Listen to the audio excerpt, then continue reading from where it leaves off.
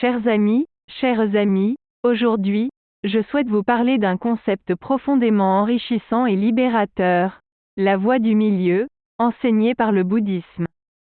Cette voie nous invite à éviter les extrêmes, à trouver l'équilibre et l'harmonie dans tous les aspects de notre vie. Il est si facile de tomber dans les extrêmes, n'est-ce pas? Nous nous laissons souvent emporter par nos émotions, nos désirs, nos habitudes. Parfois, nous nous perdons dans la recherche excessive de plaisir, dans la quête effrénée de la réussite matérielle. D'autres fois, nous nous laissons submerger par la tristesse, la colère ou la peur, nous nous enfermons dans nos pensées négatives. La voie du milieu nous rappelle l'importance de trouver un équilibre entre ces extrêmes. Elle nous enseigne que l'authentique bonheur réside dans la modération et la simplicité. C'est en cultivant une juste mesure dans nos actions, nos pensées et nos émotions que nous pouvons trouver la sérénité et l'épanouissement. Alors, comment pouvons-nous appliquer concrètement cette notion de voie du milieu dans notre vie quotidienne? Tout d'abord, prenons conscience de nos désirs et de nos attachements. Le bouddhisme nous rappelle que l'attachement excessif, que ce soit aux biens matériels, aux relations ou aux idées, peut nous conduire à la souffrance.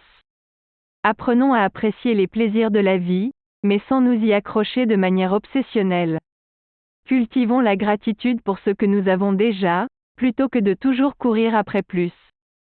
Ensuite, observons nos pensées et nos émotions. Lorsque nous sommes submergés par la colère, la tristesse ou la peur, prenons du recul et cherchons à comprendre les causes de ces réactions.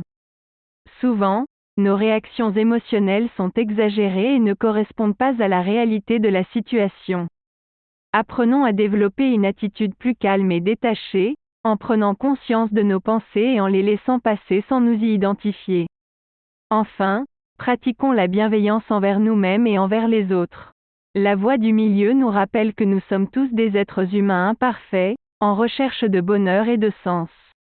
Acceptons nos faiblesses et nos erreurs, et accordons-nous le droit de prendre soin de nous. De la même manière, soyons attentifs aux besoins des autres, en évitant tout jugement et en cultivant l'empathie et la compassion. Mes chers auditeurs, la voie du milieu est un chemin qui demande du temps, de la patience et de la persévérance. Mais en adoptant cette approche équilibrée dans notre vie, nous pouvons trouver la paix intérieure, la joie authentique et l'épanouissement véritable. Je vous invite donc à méditer sur ces enseignements, à les intégrer dans votre quotidien et à observer les changements subtils qu'ils peuvent apporter. N'oubliez pas que vous êtes les artisans de votre propre bonheur, et que chaque petit pas vers la voie du milieu est une victoire sur les extrêmes qui nous entravent. Je vous remercie de votre attention et je vous souhaite une belle exploration de la voie du milieu, sur laquelle je me réjouis de vous accompagner. Namasté.